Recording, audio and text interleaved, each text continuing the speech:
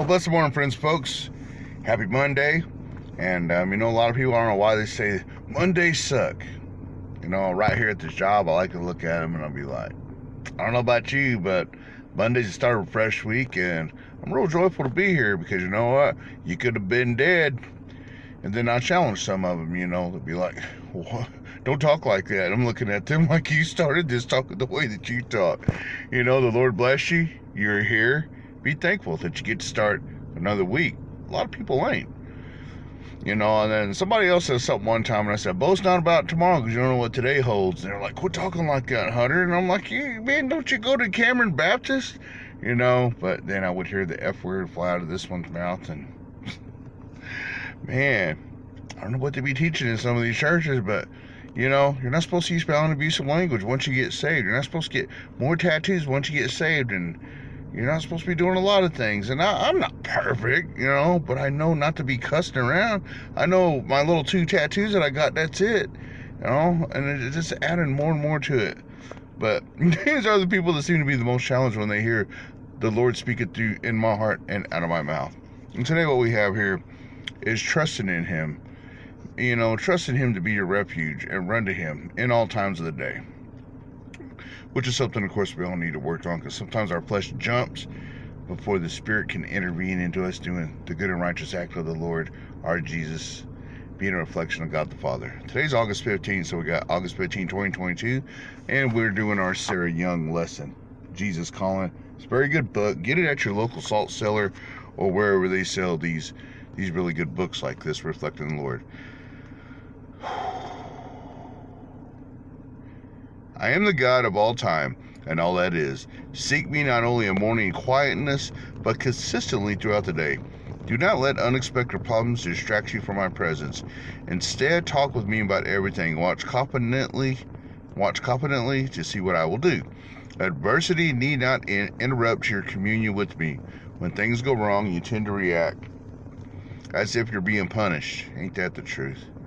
Instead of this negative response, try to view difficulties as blessings in disguise.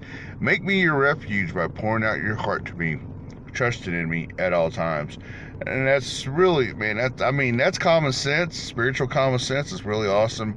And this morning, I was posting some of the old videos so I can make more space on my phone. My our Bobby, as the Kawas say.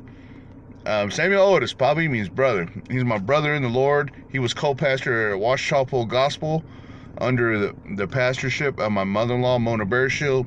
And I was a rising minister and a deacon in the church, and we got raised up together. And this morning, I seen the word that he had July 4th before my mother-in-law's van, the first one, burned up. And he was talking about trusting in the Lord at all times. And now I read this. There is no irony. There is no coincidence. It means Jackie trusted me at all times. And do I do that? No. And that's why I admit that, this is the battle of everyone. Your flesh jumps, and me, I'm a fiery person. I'm like Peter in the Bible, one of his 12 disciples. I'm fiery. But the Lord can use a fire to put other fires out. But what I learned is to burn blue. Blue to me is a calm flame, where I usually burn red or orange. And my hot-headedness is going down. What is coming up more is the wisdom of the Lord. What he has here, refuge by pouring out your heart to me, trusting in me at all times. We have Psalm 62:8, which reads, O my people, trust in Him at all times. Pour out your heart to Him, for God is our refuge. And that's where you want to run when things are hairy, You want to run to the refuge. A lot of these mountain ranges are called refuges, especially for the animals. We also have Psalm 32:6, which reads, Therefore, let all the godly pray to you while there is still time, that they may not drown in the flood waters of judgment. That's scary.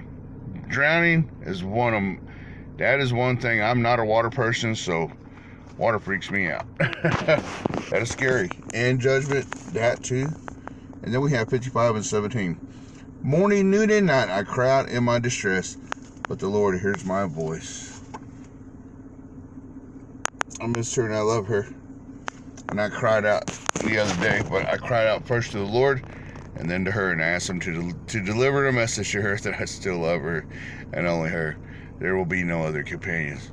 So I'm gonna leave you that. Trust in him at all times. Let him be your fortress. Let him be your refuge. You can always stand with him because he's the one that taught you to stand in the first place. And if you really want to stand tall on him, then bow to your knees and know that I'll bow to him in heaven, on earth, and under the earth. And that's how I bow every morning.